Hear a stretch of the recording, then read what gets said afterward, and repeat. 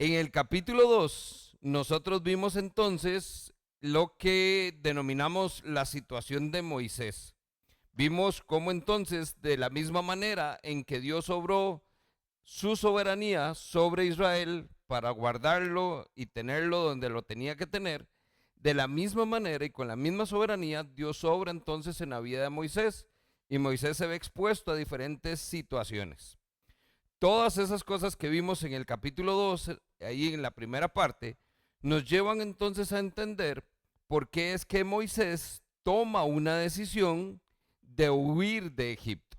Entonces lo que nosotros podríamos ver fue en la mente de Moisés, decir, claro, aquí ya yo no tengo nada que hacer, ya lo que para mí me ataba a Egipto ya no está, y tras de eso me están persiguiendo y me quieren matar, mejor que digan que aquí corrió, que aquí quedó.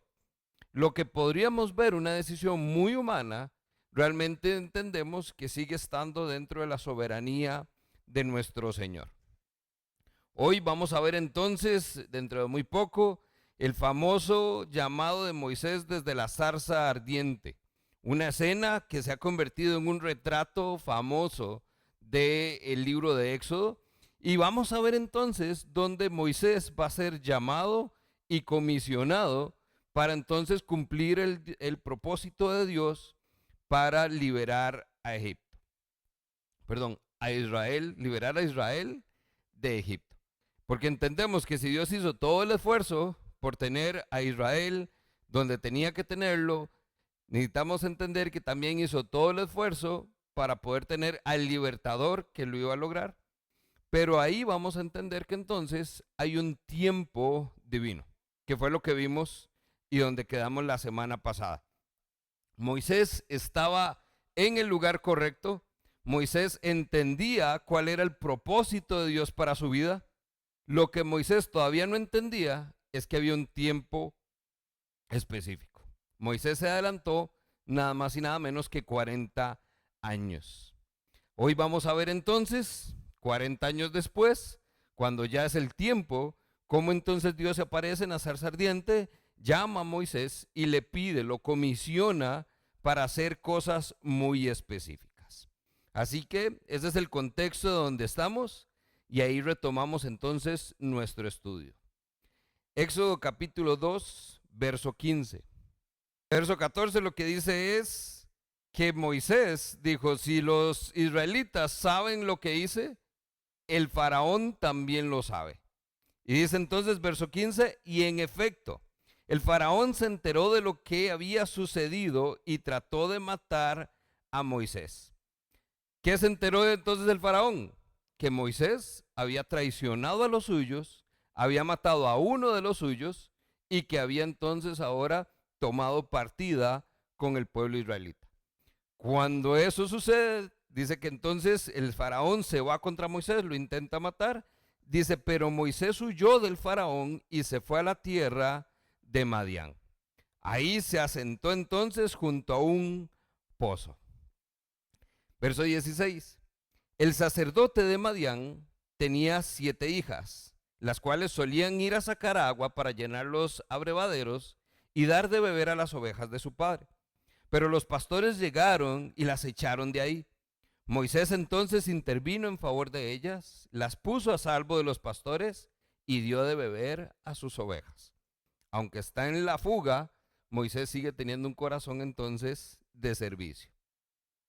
Cuando las muchachas volvieron a casa de Reuel, vea que ahora se nos da un nombre, a quien se describe en el verso 16 como el sacerdote de Madián, dice, les preguntó, ¿por qué volvieron hoy tan temprano? Porque un egipcio nos libró de los pastores, respondieron. Hasta nos sacó el agua del pozo y dio de beber al rebaño. El papá entonces pregunta, ¿y dónde está ese hombre? ¿Por qué lo dejaron solo? Invítenlo a comer. ¿Qué hubiera hecho usted en ese caso? ¿Usted tiene hijas? ¿Están listas para casarse? Y acaban de dejar perdido el mejor partido que podían haber encontrado. Tiene humor. Porque entonces dice, ¿qué fue lo que pasó? ¿Por qué llegaron tan temprano? Ay, es que nos salvó alguien. ¿Y qué se hizo? ¿A dónde lo dejaron? ¿Por qué no se lo trajeron? Es más, vayan por él y lo invitan a comer.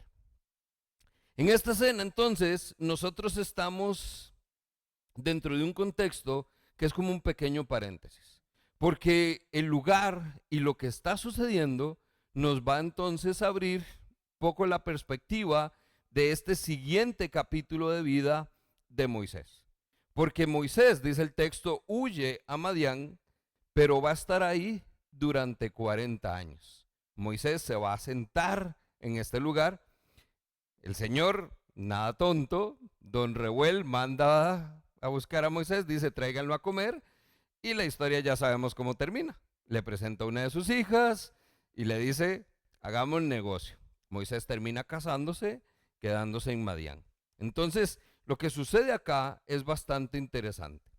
Empezando porque Moisés entonces está en un lugar específico. La Biblia le llama Madián. Esto es en el extremo noroeste de Arabia Saudita, junto al sur de Jordania. Ahí entonces se presenta en este lugar a Reuel, un hombre entonces que se le describe como el sacerdote. Pero más adelante, en el siguiente capítulo, vamos a ver que también se le llama Yetro. Yetro es entonces el título sacerdotal. Una cosa lleva a la otra, una de sus hijas termina siendo la esposa y terminan teniendo un hijo que se llama Gerson o Gersón. Ahí entonces vamos a ver que durante esos 40 años que Moisés va a estar en Madián, va a servir a Yetro. Yetro es el sacerdote, así que entonces Moisés pudo también haber sido considerado, al ser yerno del sacerdote, en este rol pastoral que conocemos. ¿Qué hacía Moisés para Yetro? Cuidaba ovejas. El que fue príncipe de Egipto, ahora está cuidando ovejas. Aquí vamos a ver algo interesante, porque en este tiempo nosotros entendemos que Moisés está huyendo porque desde su perspectiva él ha fallado. Muchos de nosotros podemos identificarnos con etapas donde sabemos que producto de una mala decisión, de ahí no nos queda otra más que lidiar con la vida que ahora nos toca vivir.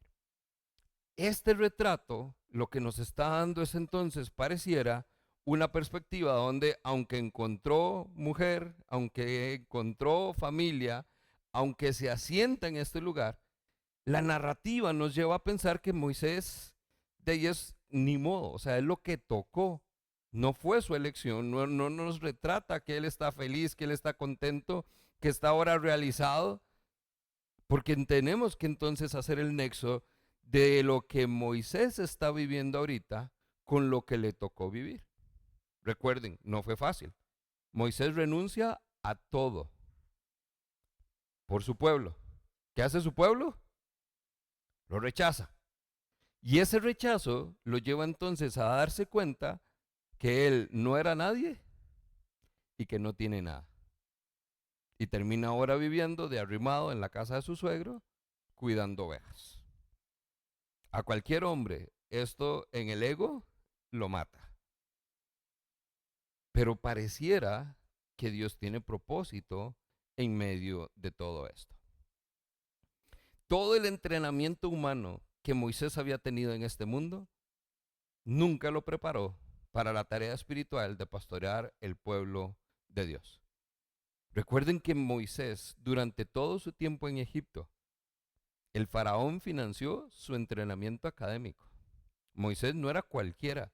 Moisés fue entrenado, fue formado, fue capacitado.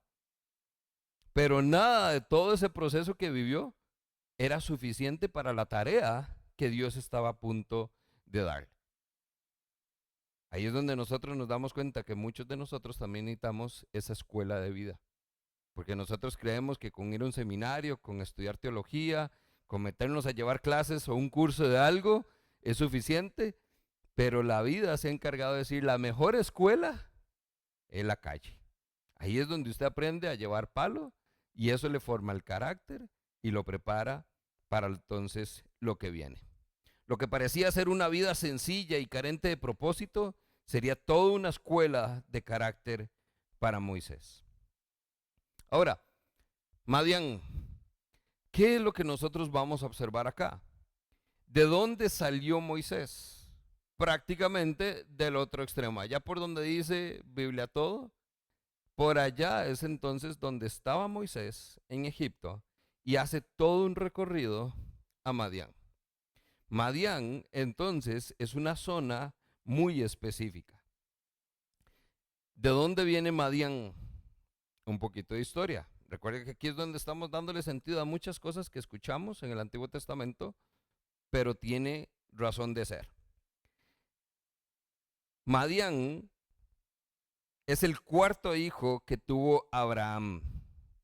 Sus descendientes entonces son los madianitas. ¿Okay? Abraham era un semita. Quiere decir que era descendiente de Sem. Esto entonces nos da razón para pensar que al ser semitas son simpatizantes de los hebreos.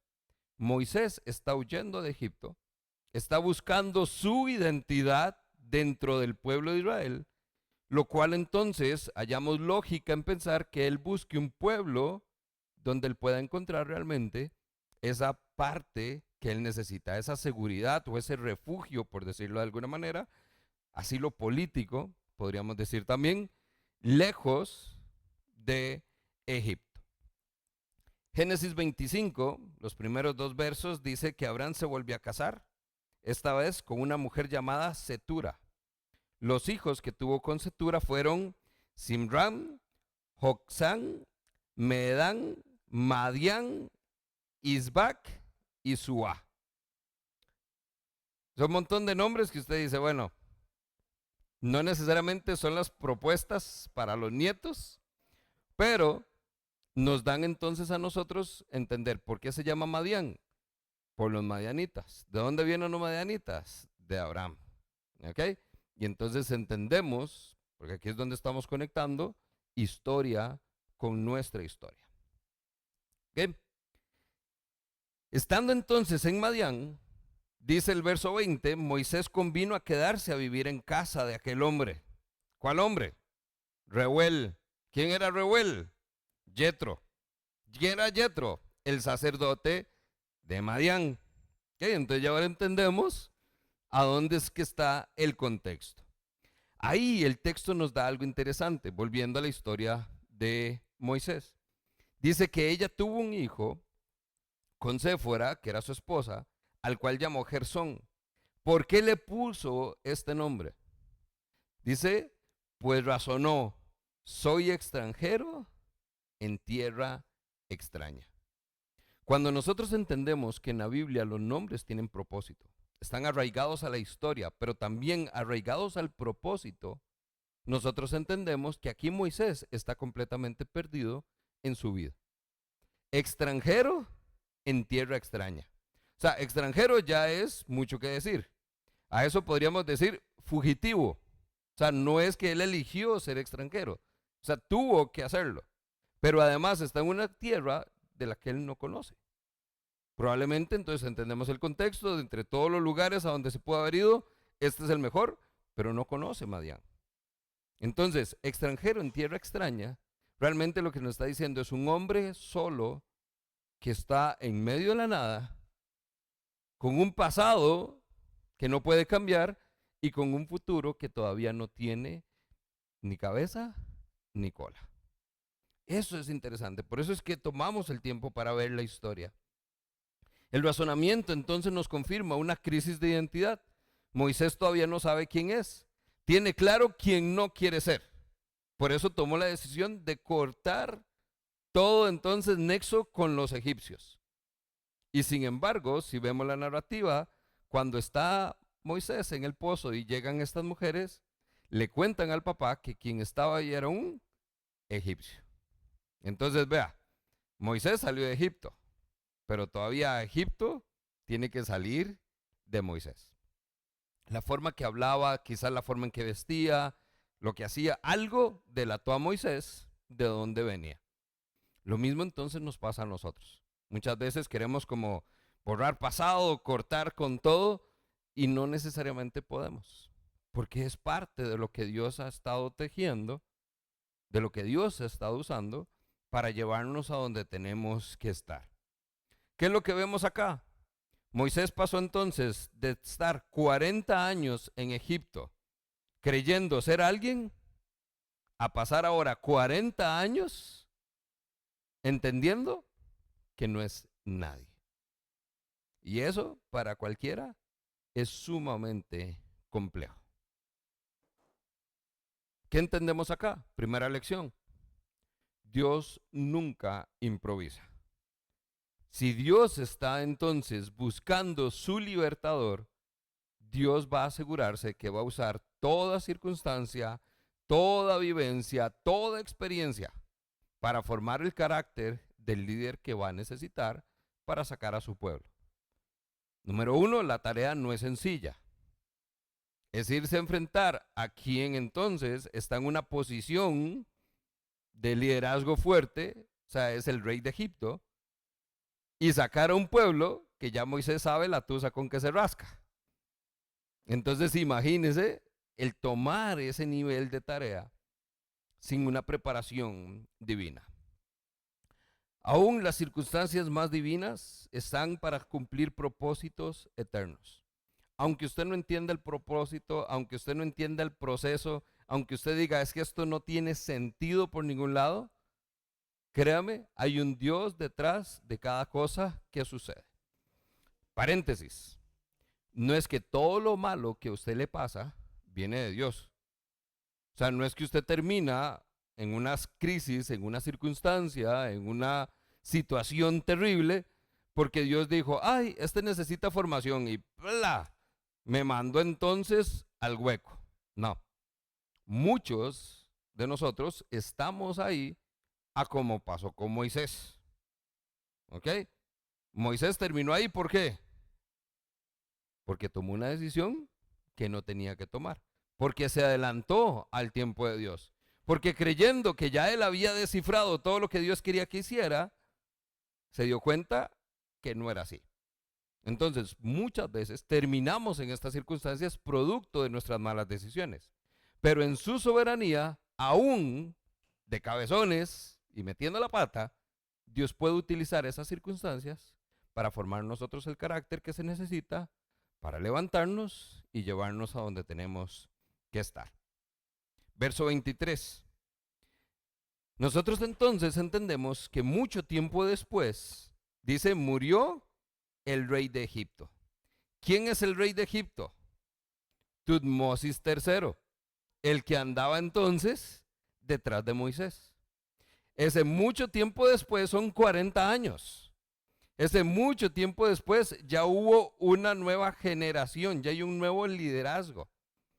Pero ese mucho tiempo, dice, los israelitas, sin embargo, seguían lamentando su condición. Entonces note, o sea, seguimos con la historia de Moisés, pero Dios está recordando.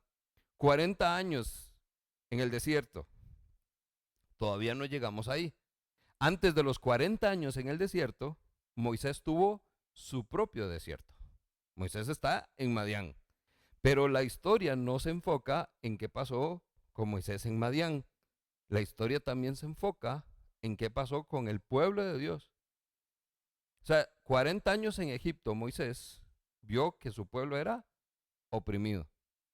Y otros 40 años que va a pasar Moisés en Madián, nos dice, son 80 años mínimo de un pueblo que sigue esclavizado y oprimido.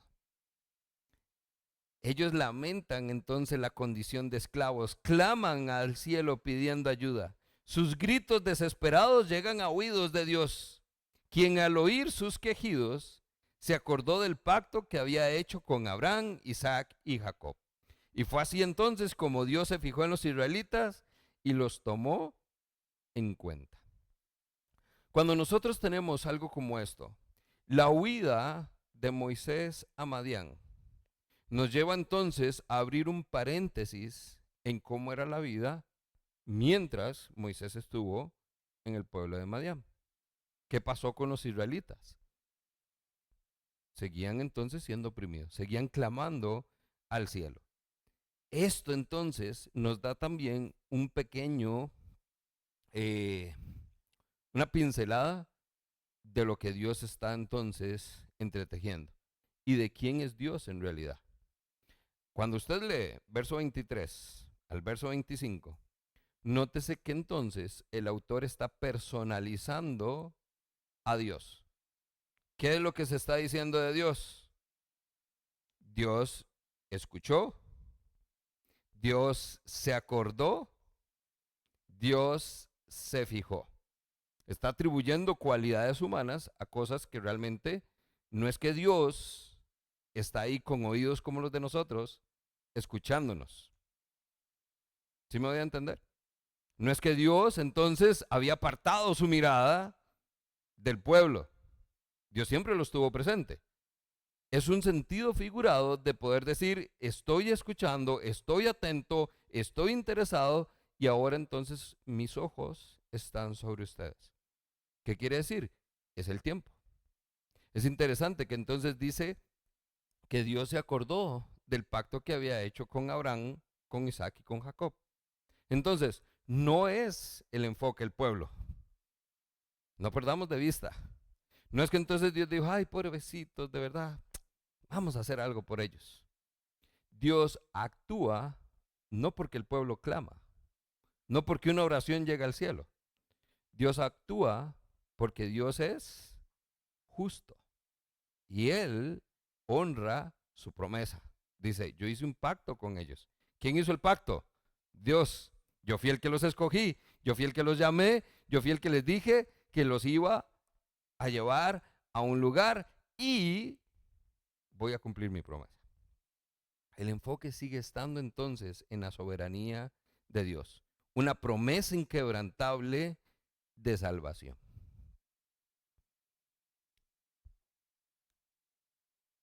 ¿Qué sigue? Capítulo 3.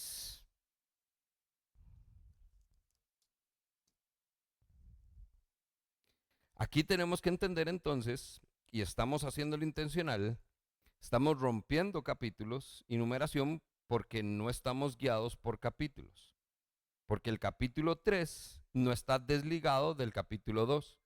El capítulo 2 no termina la historia. El capítulo 2 nada más sienta el precedente de lo que sigue en el capítulo 3. Entonces, omita por un momento ese 3 grande, ese capítulo. Simplemente entienda la historia. Moisés huye de Egipto, se va a Madián. Estando en Madián, se casa, tiene un hijo, está ahí trabajando para su suegro. Y dice entonces, verso 1, un día que Moisés estaba cuidando el rebaño de Yetro, su suegro, que era sacerdote de Madián, llevó las ovejas hasta el otro extremo del desierto y llegó a Joreb, la montaña de Dios. Un día. Entonces, vamos a hacer aquí un paréntesis. ¿Cuánto es ese un día? Conectamos. Verso 23. ¿Qué dice? Mucho tiempo después murió el rey. Mucho tiempo después de qué? De que Moisés huye a Egipto, porque lo que estamos viendo es, devuélvase entonces en el capítulo, verso 19, un egipcio, perdón, verso 19 no. Volvemos cuando dice verso 11, un día cuando ya Moisés era mayor, fue a ver a sus hermanos de sangre. Entonces la historia lo que nos está llevando es a un Moisés que estaba en Egipto, vio que hicieron algo con uno de los suyos y decide actuar. Huye a Egipto, la historia continúa, y mucho tiempo después, un día, está en Madián y ya muere el rey de Egipto. O sea, está conectando las historias. ¿Cuánto tiempo ha pasado aquí? 40 años. ¿De dónde sacamos esto? Entonces, ahí tenemos que entender, vamos a hacer un pequeño paréntesis. La vida de Moisés se establece en 3 tractos de 40 años. Los primeros son 40 años donde está en Egipto siendo príncipe. 40 años, acabamos de ver, va a estar en Madián. Está entonces lejos siendo pastor. Está cuidando ovejas. Y vamos a ver entonces más adelante, eso lo conocemos, historia, cultura popular. ¿Cuánto tiempo pasa en el desierto el pueblo de Israel? 40 años. 120 años en 3 tractos. Primero en Egipto, luego en Madián, luego en el desierto. ¿Qué sucede aquí? Entonces, para que no me crean a mí, porque usted dice, qué bonito, ¿de dónde sale eso?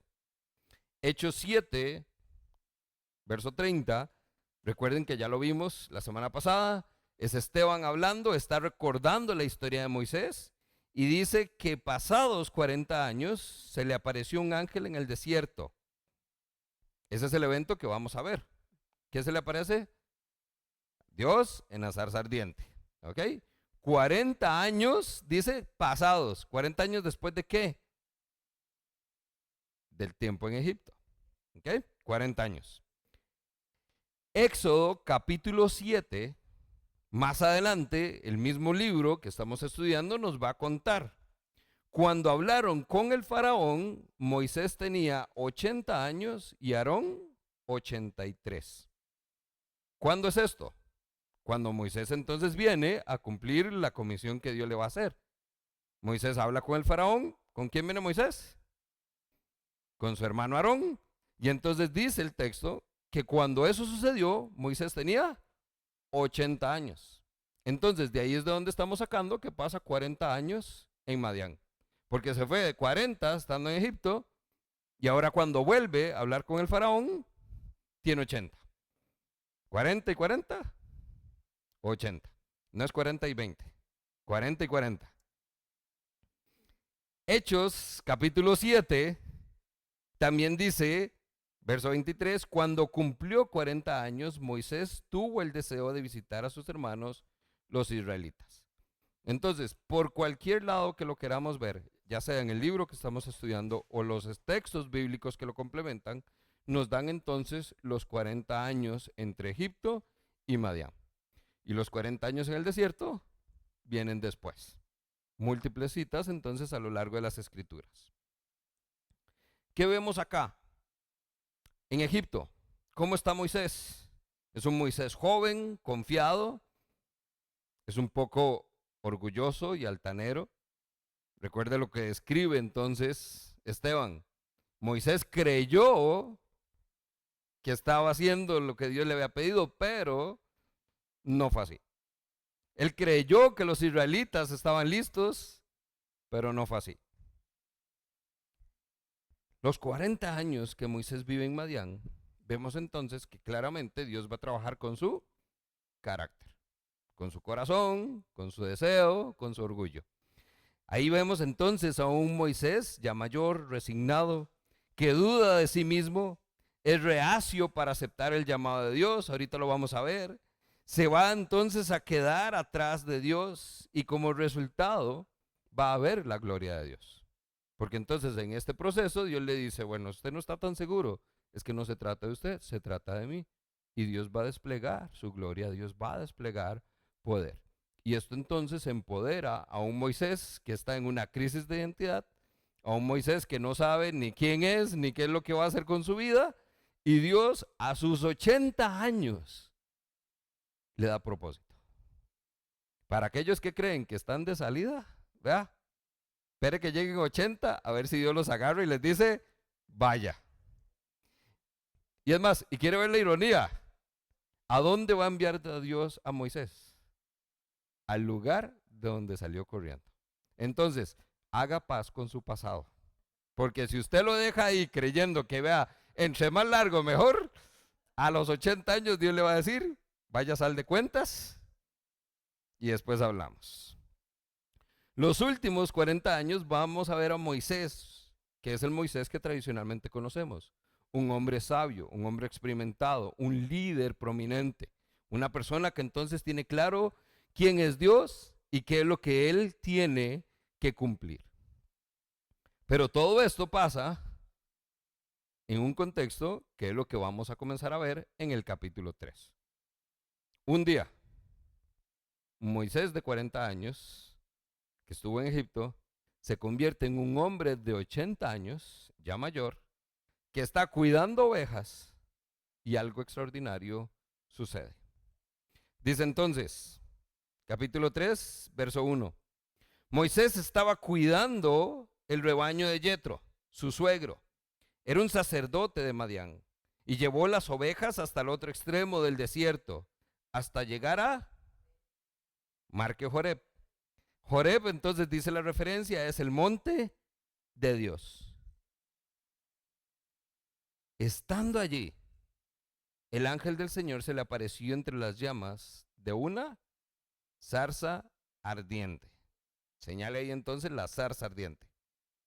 Moisés notó que la zarza estaba envuelta en llamas, pero no se consumía. Así que entonces pensó, qué increíble, voy a ver por qué no se consume la zarza. Ahora les comentaba, ¿dónde está Madián? Al sur de Canaán, es el extremo noroeste de Arabia Saudita. Ninguno de nosotros hemos andado por ahí, quizás, pero es como el calorcito de Grecia, un poquito más. Suficiente como para pensar que es común que las zarzas ardan, que los arbustos se quemen del calor. A Moisés no le sorprende ver un árbol quemándose. ¿Qué es lo que le sorprende a Moisés? Que hay una zarza ardiendo, pero que el fuego no la consume. Eso es lo que Moisés describe. Eso es increíble. Vamos a ver por qué no se consume. Nosotros vemos entonces que esta zarza ardiente no es cualquier árbol. Aquí es lo que encontramos algo que se llama una teofonía. ¿Qué es una teofonía? Una manifestación física de Dios, pero no visible.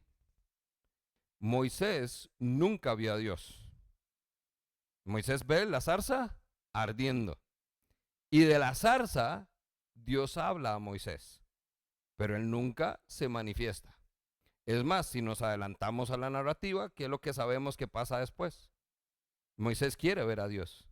Y Dios le dice, no se puede. ¿Qué fue lo que hizo Dios? Le dejó ver un pedacito de su gloria. No se puede. Entonces, la zarza ardiente no es Dios. Es una teofonía, es una manifestación de Dios. ¿Qué es lo que vemos aquí? También es interesante. El texto dice que estando ahí se apareció ¿quién?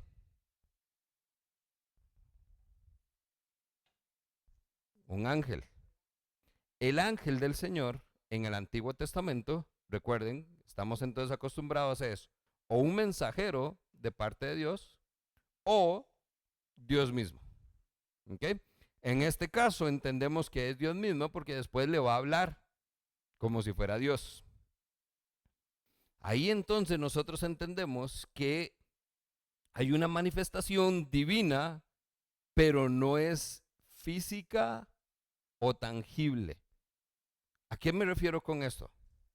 ¿Qué dice las escrituras? Para que vean lo asombroso, la escritura nunca se contradice. ¿Qué es lo que dicen las escrituras?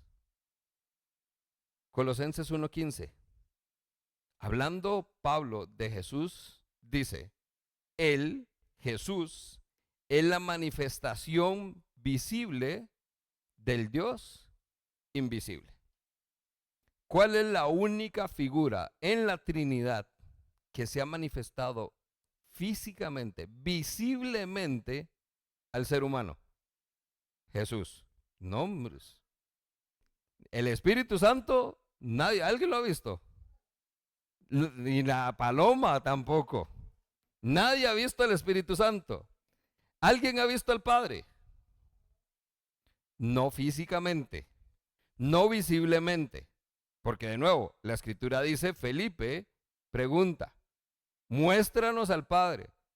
Pero entonces, ¿cómo le dice Jesús? Quien me ha visto a mí, ha visto al Padre.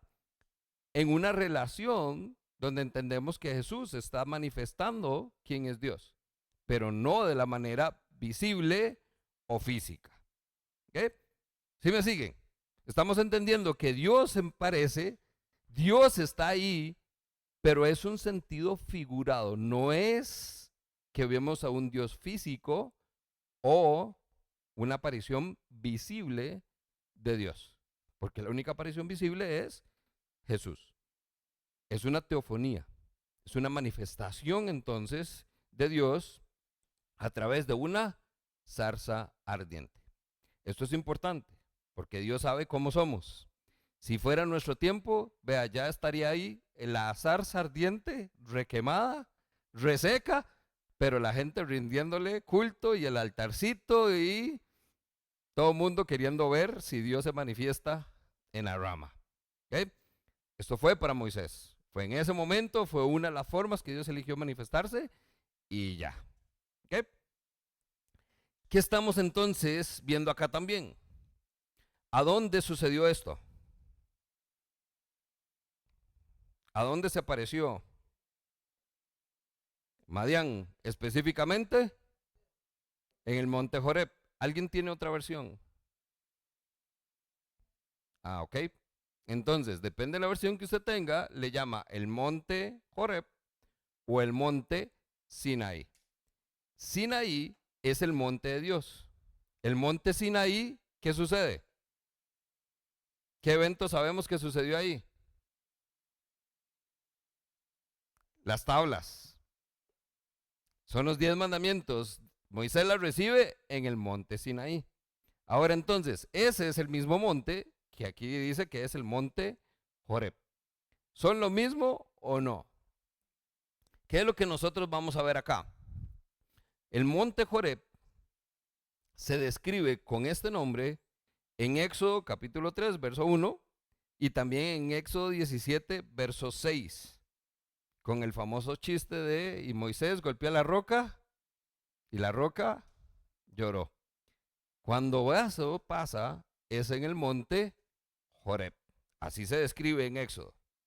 Ahora, el monte Sinaí se describe entonces en Éxodo 19 y 20 como el lugar donde Dios da los 10 mandamientos.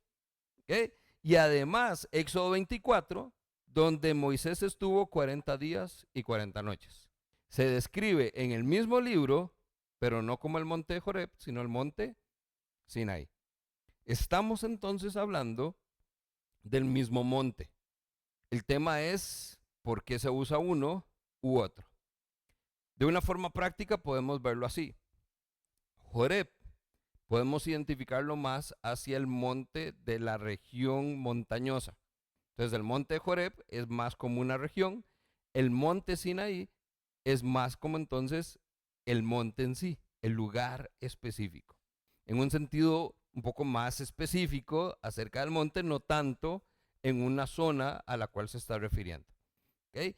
Sin embargo, no tenemos que ser tan específicos. Esto es simplemente porque enriquece el poder entender que la escritura tampoco es que está siendo confusa. Entonces, ¿fue en un monte o fue en el otro? Es el mismo. Solo que el monte Joreb es más frecuente escucharlo en el Antiguo Testamento, es más usado en el libro de Éxodo, incluso en Números. Pero de Deuteronomio en adelante, la historia que nosotros conocemos es el monte Sinaí. Entonces, es el mismo monte, quizás tiene dos aplicaciones, pero es el mismo monte al fin de cuentas. ¿Qué sucedió entonces en esto?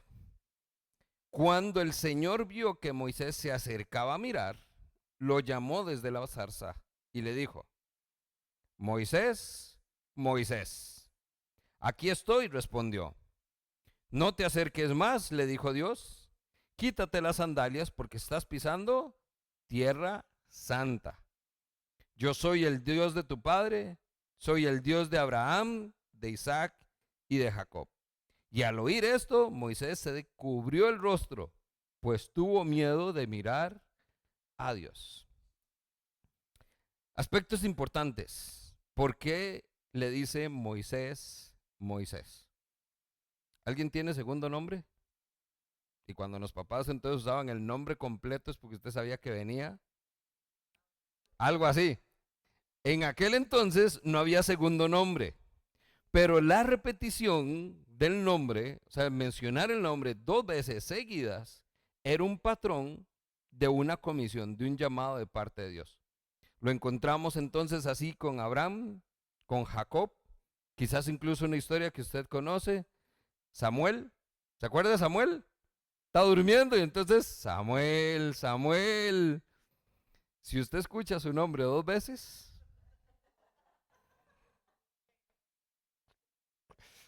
Segundo, Dios le plantea a Moisés lo que va a pasar. Entonces dice el texto que Dios vio que Moisés venía hacia él y le dijo: suave, no te acerques más. Quítate las sandalias porque el terreno donde estás es tierra santa.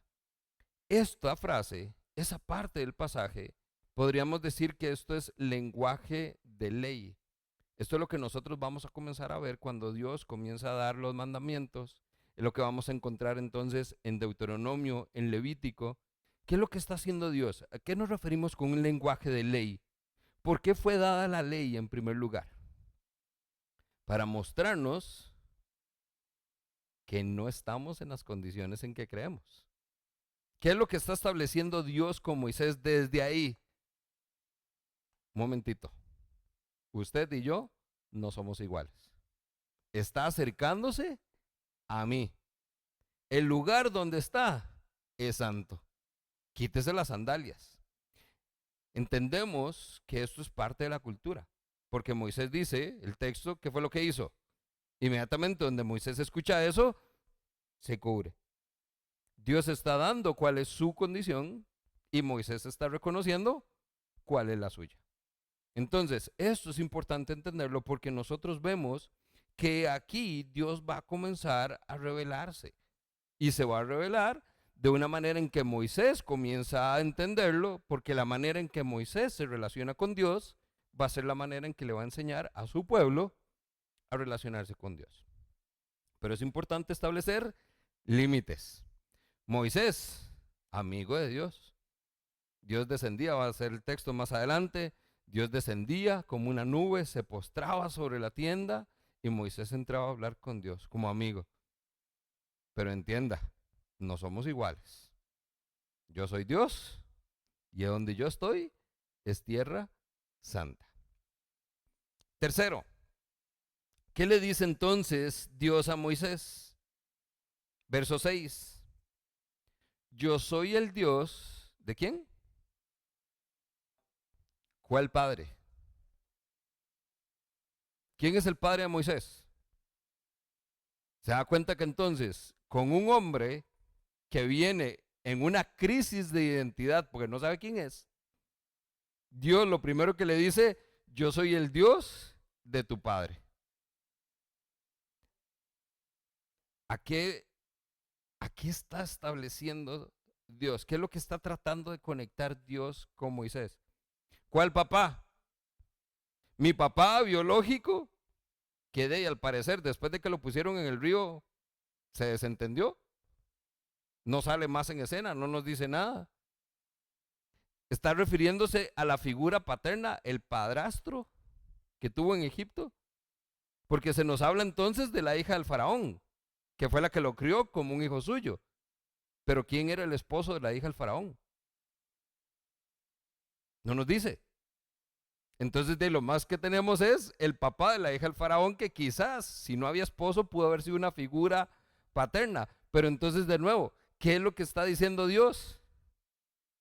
Está tratando de conectar con raíces que Moisés dice: usted entiende que yo estoy aquí por lo mismo, porque no sé quién soy. Pero ante la pregunta, ante la incertidumbre, ante esta circunstancia, decir, no sé quién soy, Dios dice, yo sí lo sé. Usted quizás no sabe quién es su papá, pero yo sí. Y empieza por ahí.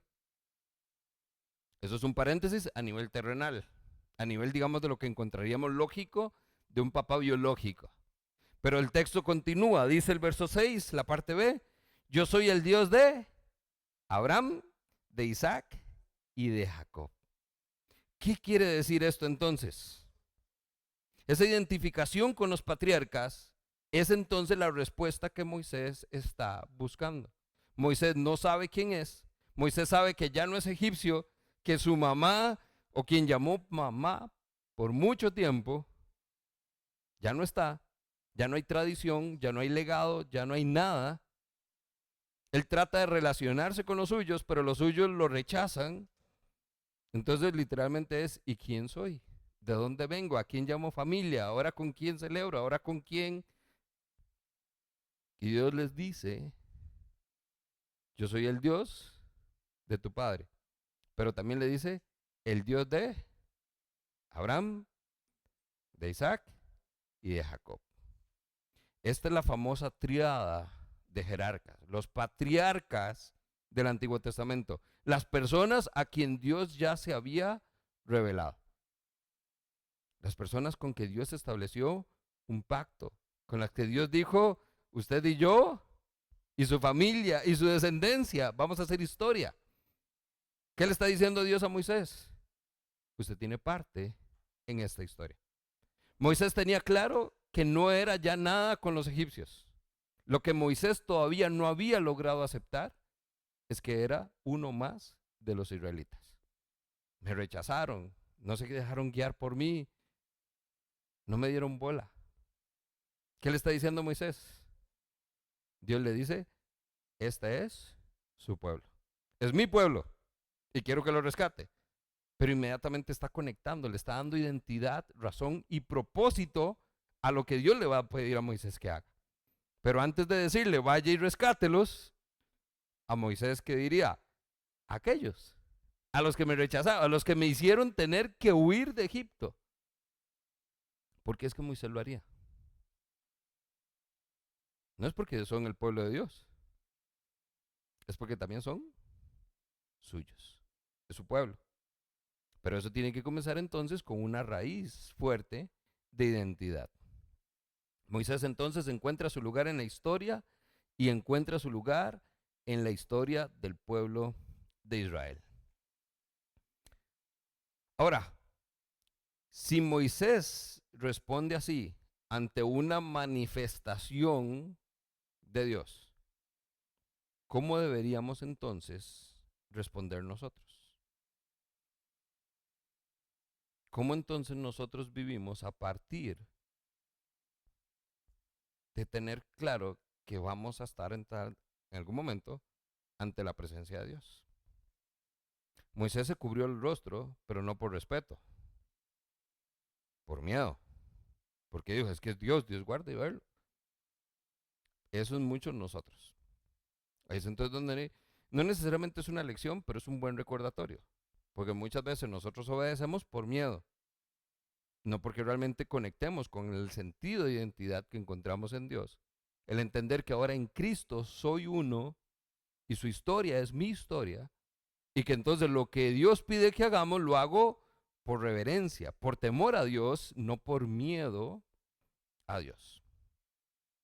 ¿Estamos? Verso 7. Después de este evento, donde entonces Dios establece una conexión personal con Moisés, Dios hace algo asombroso, algo que yo creo que todos nosotros agradecemos. Cuéntenos, ¿cuál es el plan? Háganos parte de la historia.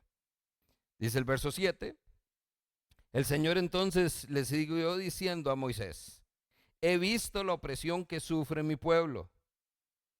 Los he escuchado quejarse de sus capataces, conozco bien sus penurias. Así que he descendido para librarlos del poder de los egipcios y sacarlos de ese país para poder llevarlos a una tierra buena y espaciosa, una tierra donde abundan leche y miel. Me refiero al país de los cananeos, de los hititas, de los amorreos, fereceos, de los heveos, jebuseos y todos los que están feos. Ahí es donde está.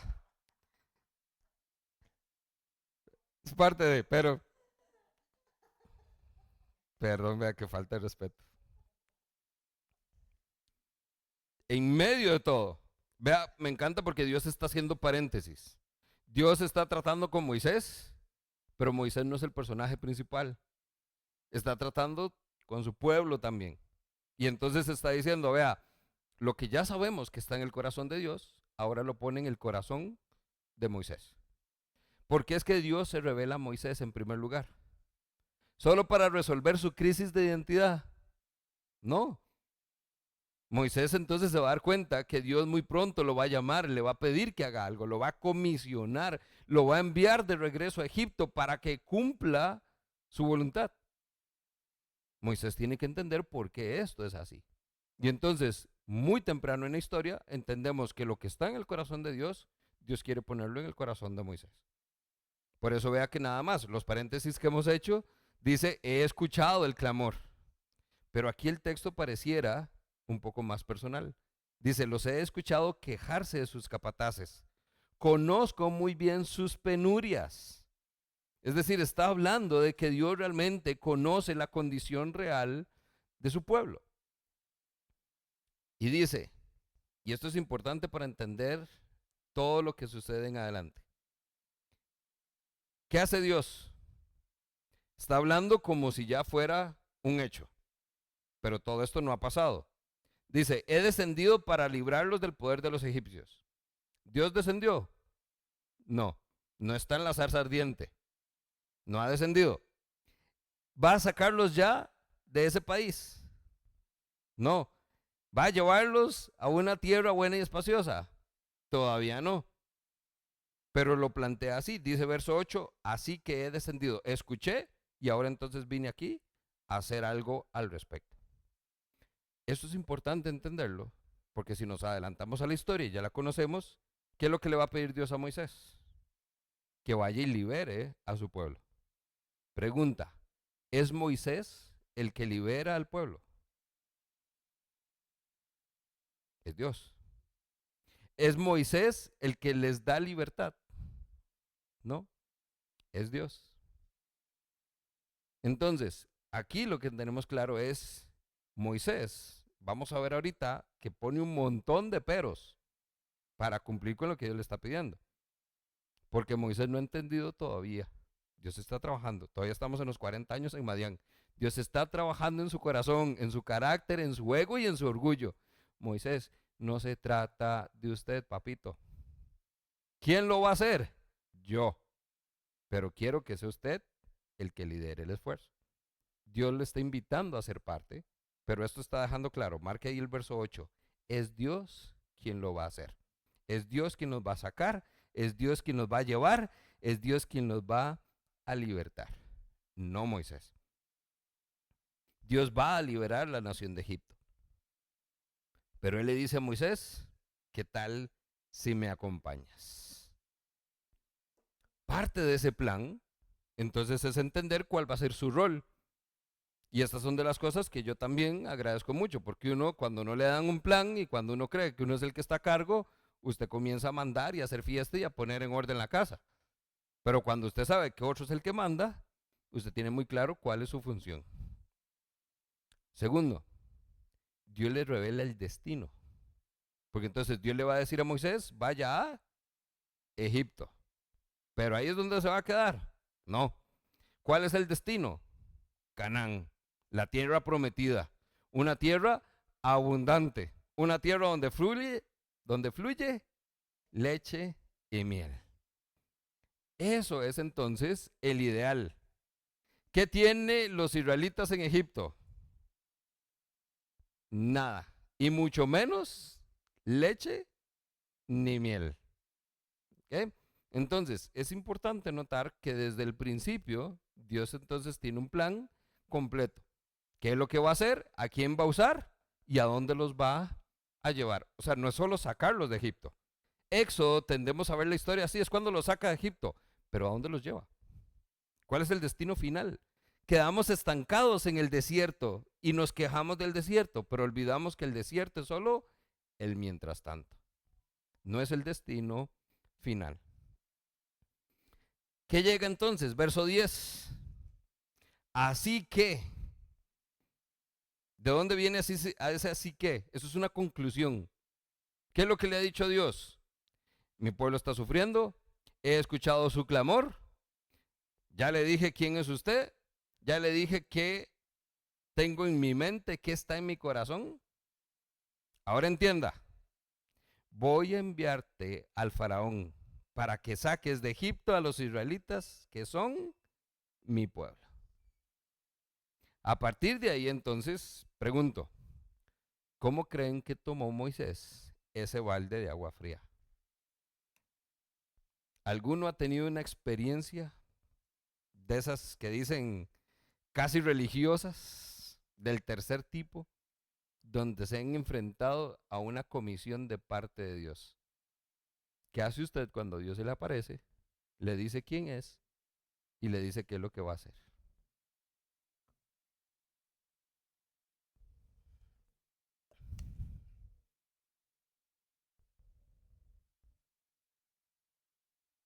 Nada. Oye, yo creí que era noche de testimonios hoy.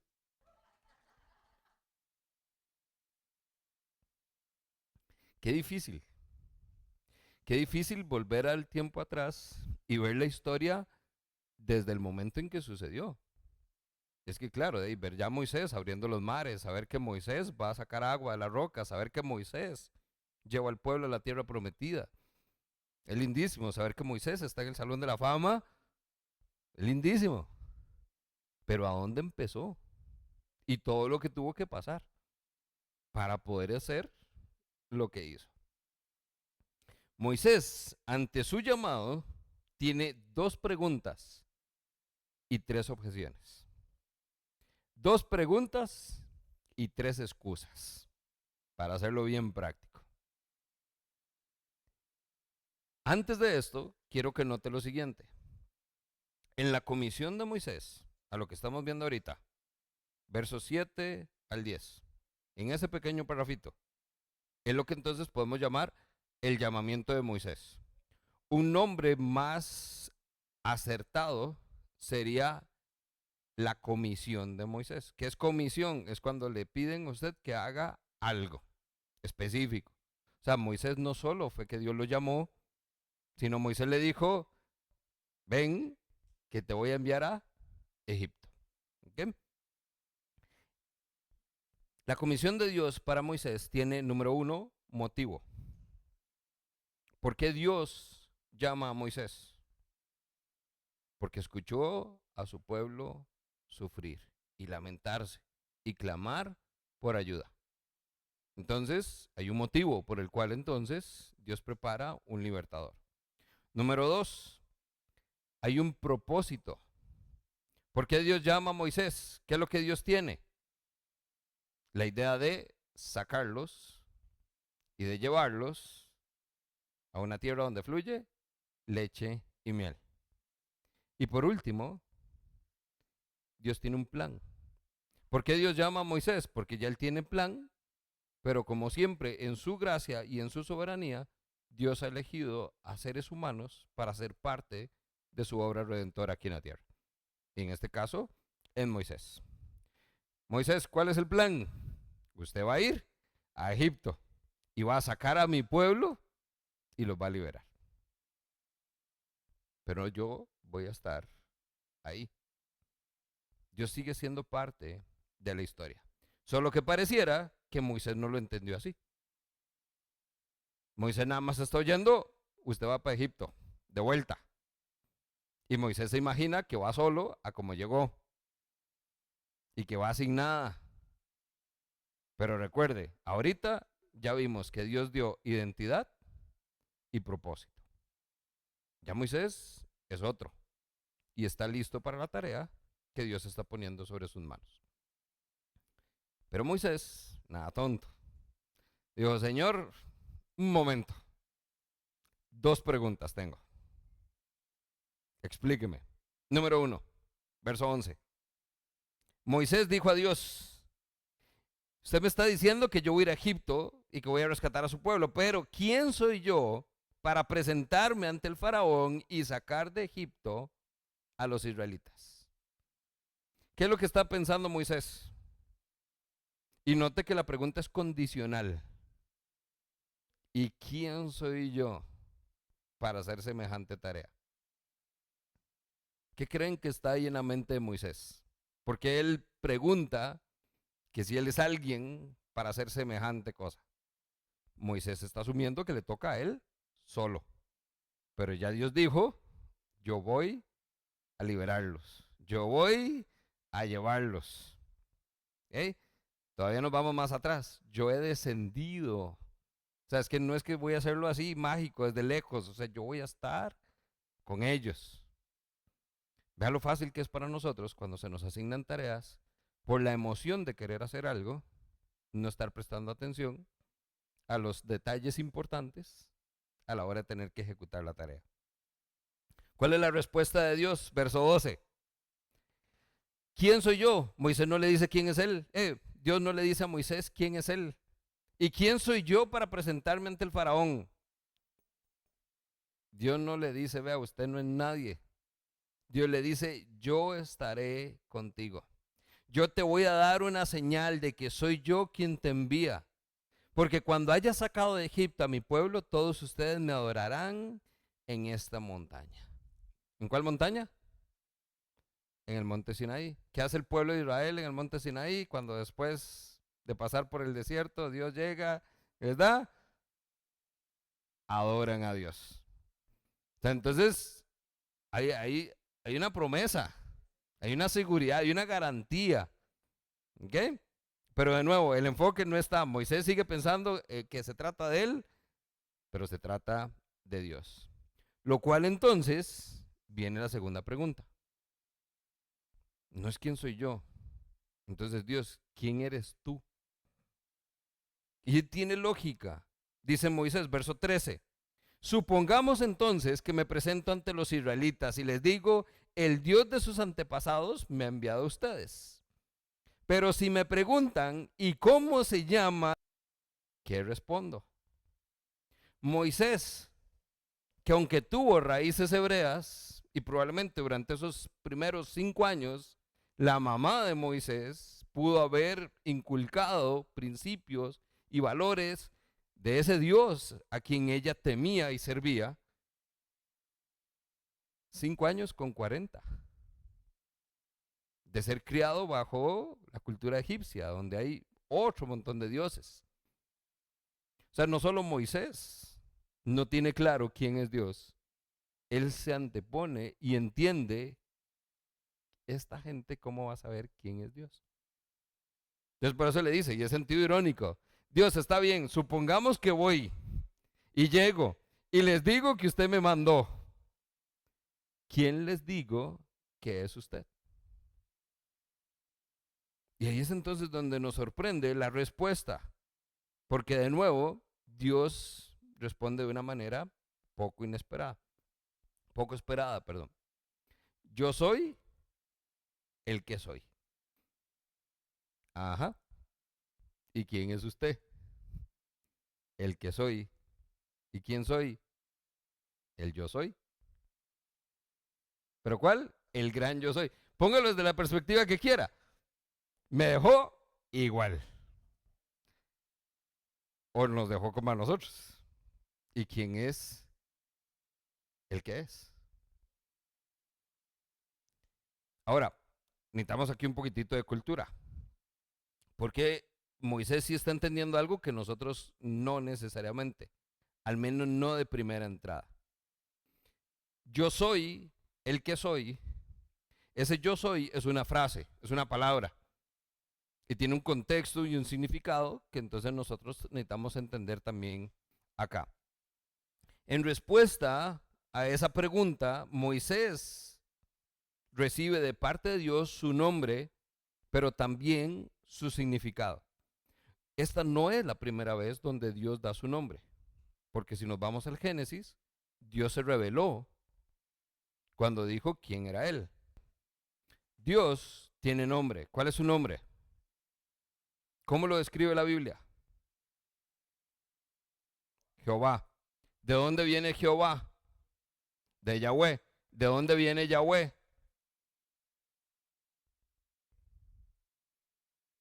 Entonces, ahí lo que tenemos es los vocablos originales omiten las vocales. Solo son consonantes. Y, H, W, H. Y lo más cercano es entonces Yahweh, o para nosotros en español, Jehová. ¿Ok? JHW o JWH. No me acuerdo. Esa es digamos, la parte fonética de Dios. Pero al ser ese el nombre de Dios, los judíos tradicionalmente entendemos que dijeron, ese es el nombre de Dios, el Dios santo, el Dios todopoderoso, el Dios que entonces yo no me atrevo a nombrar. Entonces, los israelitas no decían el nombre de Dios. ¿Qué decían? Adonai. Ese Adonai es el que entonces se traduce muchas veces en la Biblia como ¿qué? Como el Señor. ¿Ok? En inglés es Lord. Entonces, de estos vocablos, nosotros entendemos que hay una referencia a quién es Dios, pero sin decir el nombre de Dios, porque el nombre de Dios no se puede pronunciar. Nosotros hoy, más bien nos fuimos al otro extremo. Nosotros hasta juramos en el nombre de Dios. Lo tomamos a la ligera. Pero bueno, eso es lección para otro día. Aquí vemos entonces, voy a conectar. Nada más le tiré todos los nombrecitos, pero vamos a conectar. La palabra para yo soy es Eye en hebreo. Significa existir, pero en acción. Si usted ha estudiado inglés, en inglés, cuando le comienzan a enseñar el idioma, empiezan por algo que se llama el verbo to be. Ese to be es porque entonces en inglés puede decir era o es o será. O sea, aplica para todo. Es decir, todos los tiempos. ¿A qué le suena a usted eso? Apocalipsis habla entonces de Jesús como aquel que dice yo soy el alfa y el omega. El que es, el que era y el que ha de venir. Ese es el vocablo que se está usando. Un ser, pero en un verbo presente, pasado, futuro, que es, que era y que también será. Ese es entonces el sentido que Dios tiene. Cuando Dios revela su nombre, Dios lo que está hablando es yo soy el que soy. Pero ese yo soy el que soy es también el que era y el que va a ser. Es un Dios que entonces trasciende el tiempo. Desde el principio ya Dios era. Antes de que todo fuera creado, ya Dios era. Dios nunca ha dejado de ser y nunca dejará de serlo. Ese es su nombre. Esa es la esencia de quién Él es. Eso es entonces el vocablo que nosotros encontramos. Ahora, Éxodo 6, por ejemplo, si nosotros nos vamos un toquecito ahí adelante, versos 2 y 3.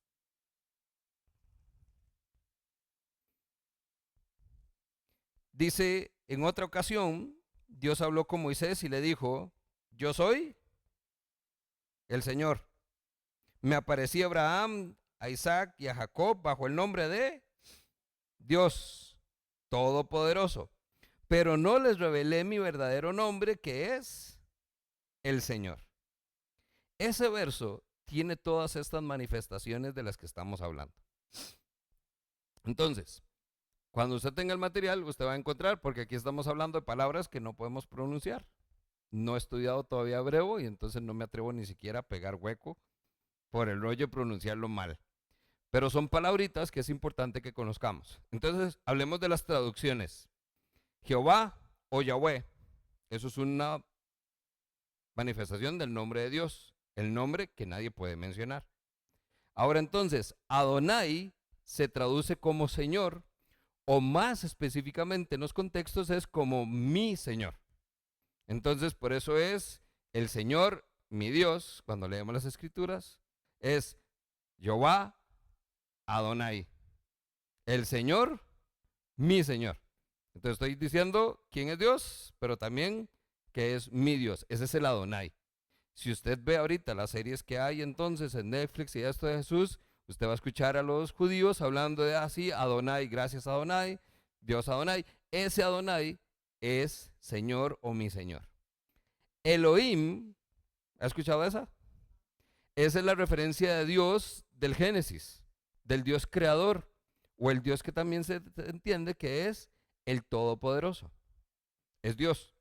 Ese es el sentido más amplio cuando nosotros hablamos de nuestro Padre o hablamos de Jesús, pero hablamos de Dios. ¿Cuál Dios? Ese Dios grande, ese Dios que está, el Dios creador, el Dios que no sabemos ni dónde. Eso es Elohim. Y por último, entonces tenemos este vocablo que se está introduciendo acá, que es eye o allá, depende de las pronunciaciones o el idioma. Este yo soy es el vocablo que entonces no solo está haciendo referencia a todos los anteriores donde dice yo soy Dios, o sea que lo que está diciendo Dios, yo soy Yahweh, yo soy Adonai, yo soy Elohim, pero entienda que ahora le estoy dando significado a mi nombre. Yo soy el que soy, está dando entonces a entender algo asombroso. Muy bien, volvemos entonces al texto. Tras responder Dios a las preguntas de Moisés, ¿sabe? Resumen, ¿cuáles fueron las preguntas? ¿Quién soy yo? ¿Quién eres tú? ¿Qué estamos hablando ahí? Identidad. Dios sigue asegurándose que Moisés sepa quién es él, de dónde viene y a partir de ahora a quién va a servir y para quién va a trabajar. Entonces, estamos clarísimos en que Dios quiere que Moisés tenga claro su identidad. Al hacer esto, Moisés entonces recibe una explicación detallada de lo que va a suceder. Continúa entonces, verso 14. Esto es lo que tienes que decirle a los israelitas. ¿Qué le va a decir? El yo soy, ya entendimos el concepto, me ha enviado a ustedes. Además, Dios dijo a Moisés, di esto a los israelitas. El Señor, el Dios de tus antepasados, el Dios de Abraham, de Isaac y de Jacob, me ha enviado a ustedes. O sea, ¿quién los mandó? El yo soy. Pero eso no va a resonar todavía. ¿Quién los mandó? El Dios de sus antepasados. Esta es una generación que no conoce a Dios todavía. Que lo que ha escuchado es de lo que sus papás decían y de lo que sus abuelitos decían. Si hacemos la matemática, recuerde entonces, ya Éxodo vimos que nos dice entonces que José ya murió. ¿De quién era hijo José? De Jacob, que era hijo de Isaac, hijo de Abraham. O sea, ya ahí vemos que José, que es el que murió recién llegando ellos entonces ahí, donde comienza la historia, son 4 generaciones que tienen el nombre de Dios muy presente. Pero a este punto han pasado 80 años, donde entonces ya hay una nueva generación que lo que tiene es el cuento o la historia, lo que para muchos es mito, leyenda urbana.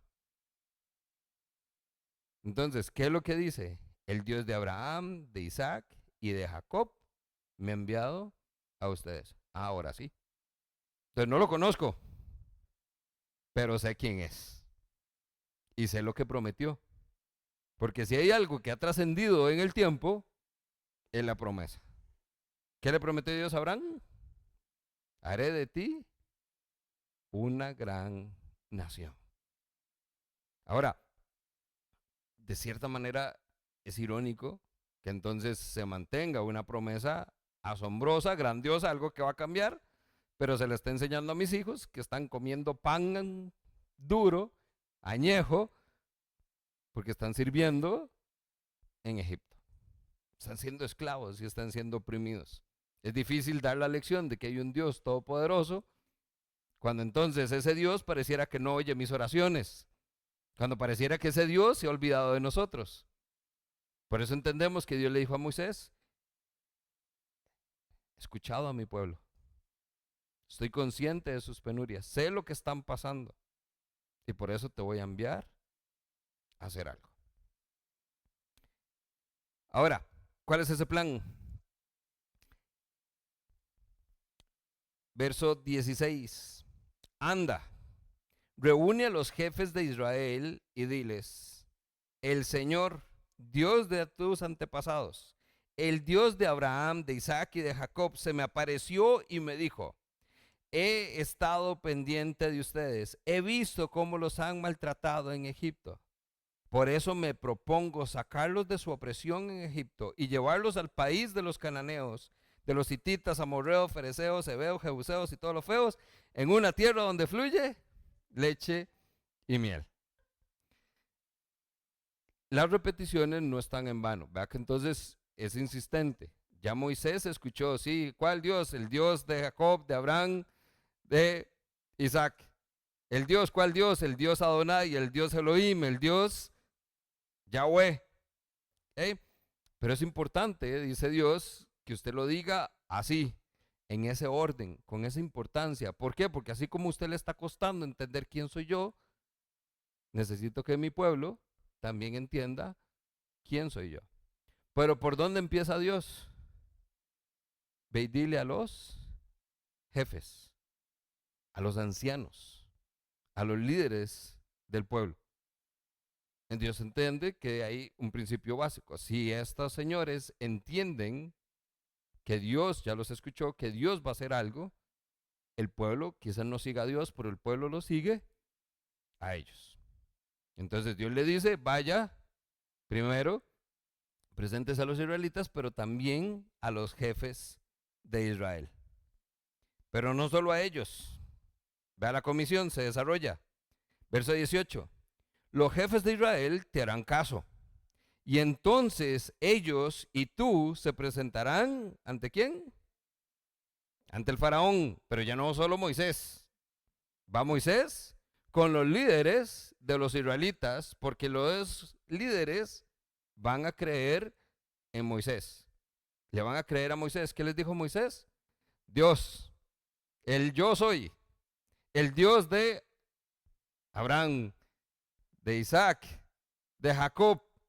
Ese Dios se me presentó a mí y me envió a decirles que Él sabe lo que están pasando y me envió a decirles que vamos a hacer algo al respecto. Ahora entonces se presentan ante el faraón y dice, el Señor, el Dios de los hebreos, ha venido a nuestro encuentro. Déjanos hacer un viaje de 3 días en el desierto para ofrecer sacrificios al Señor nuestro Dios. Y Dios dice, yo sé muy bien que el rey de Egipto no va a dejarlos ir, al menos no por la fuerza.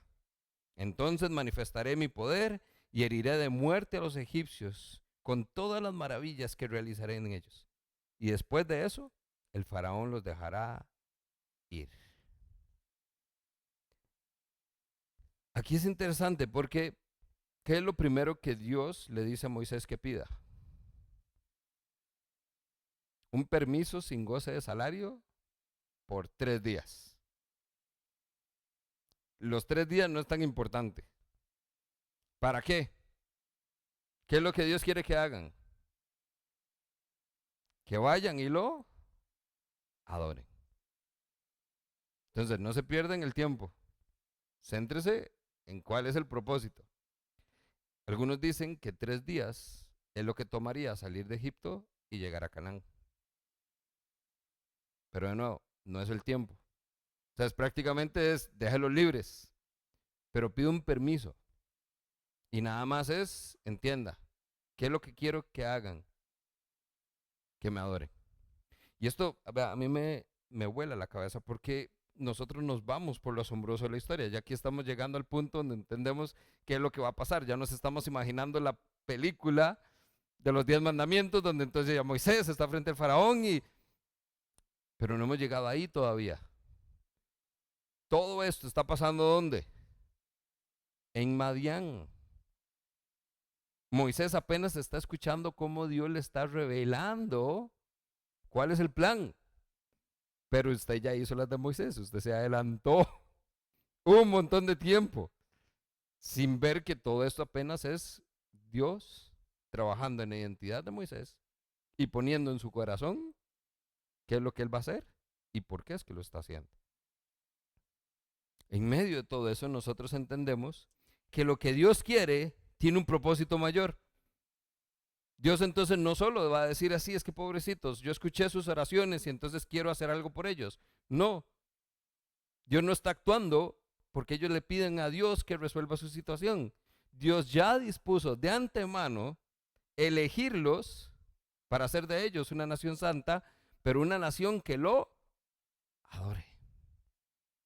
Entonces no podemos perder de vista, porque esa es nuestra historia todavía. Nosotros todavía estamos como parte de esa historia y no lo hemos entendido, así como ellos no lo entendieron todavía. Pero ha estado en el corazón de Dios. Vea, familia, estamos Éxodo, capítulo, ¿qué? No hemos llegado al clímax de la historia. Y Dios está mostrando cuál es la esencia de todo. Dios quiere rescatar a su pueblo, sí, pero ¿para qué? ¿Para qué lo rescató Dios? ¿Para qué Dios le dio a usted una segunda oportunidad de vivir diferente? Para que aproveche los placeres de Egipto, le dijo. Moisés dijo, porque vivir con los placeres de Egipto es vivir bajo el pecado y no es esa la idea. Dios quiere rescatarlos, sí, pero ¿para qué? Para que le adoren. Y eso es entonces de las cosas fascinantes que no nos podemos perder. Por eso terminamos aquí, verso 21. Pero yo haré que este pueblo se gane la simpatía de los egipcios, de modo que cuando ustedes salgan de Egipto, no se vayan con las manos vacías. Toda mujer israelita pedirá a su vecina y a cualquier otra mujer que viva en su casa objetos de oro, de plata y ropa para vestir a sus hijos y a sus hijas. Y así despojarán ustedes a los egipcios. ¿Cuál es el plan de Dios? Porque la nación tiene que empezar. ¿Con qué va a empezar? Pregunto, ¿cómo entonces esta gente va a hacer algo que no tiene sentido? O sea, son los esclavos, pero los esclavos se van y se van con todo. Soberanía de Dios. Soberanía de Dios. Tiene propósito. Aquí a este punto estamos entendiendo. Todos esos primeros capítulos se enfocan en la soberanía de Dios. Pero por la terquedad del hombre, olvidamos que Dios tiene propósito para eso. ¿Qué hizo el pueblo con todo ese oro?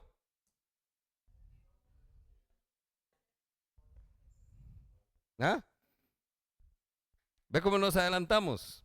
Usted cree que usted dispone de lo que tiene. No, Dios en su soberanía dispuso una vida diferente para usted, le dio los recursos para que pueda hacer lo que Él le va a pedir que haga, pero ya usted mira, está haciendo cuentas ahí. Eso es como cuando uno viene como en noviembre y usted dice, voy a comprar esto con tarjeta porque viene el aguinaldo y no puedo disponer de recursos que no son míos.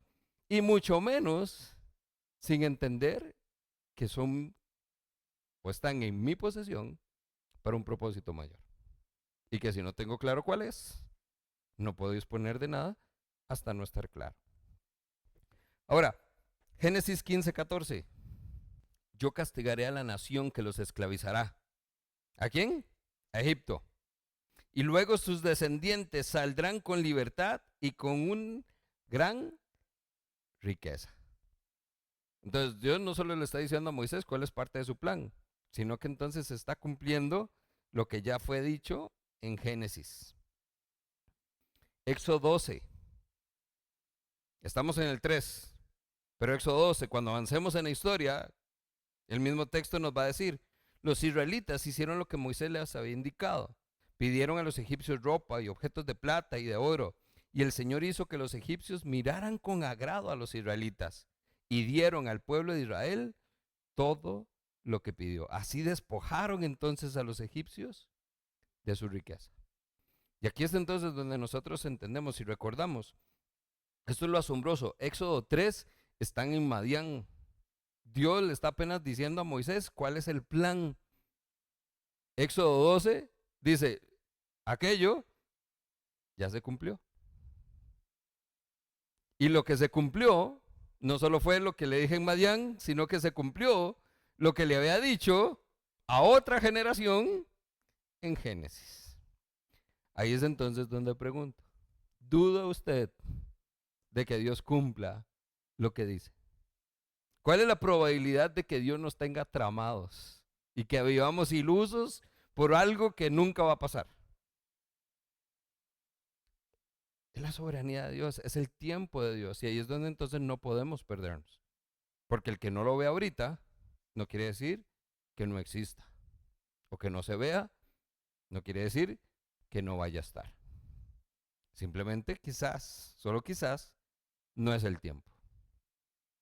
Ahí es entonces donde nosotros entendemos que así como Dios trabajó con los israelitas y Dios trabajó con Moisés, Dios también está trabajando con nosotros.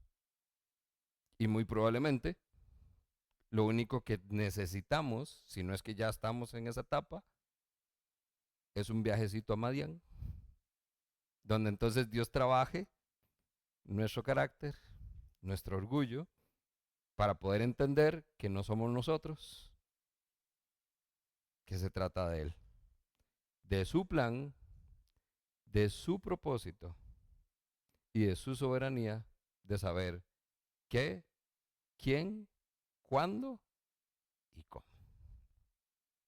Amén.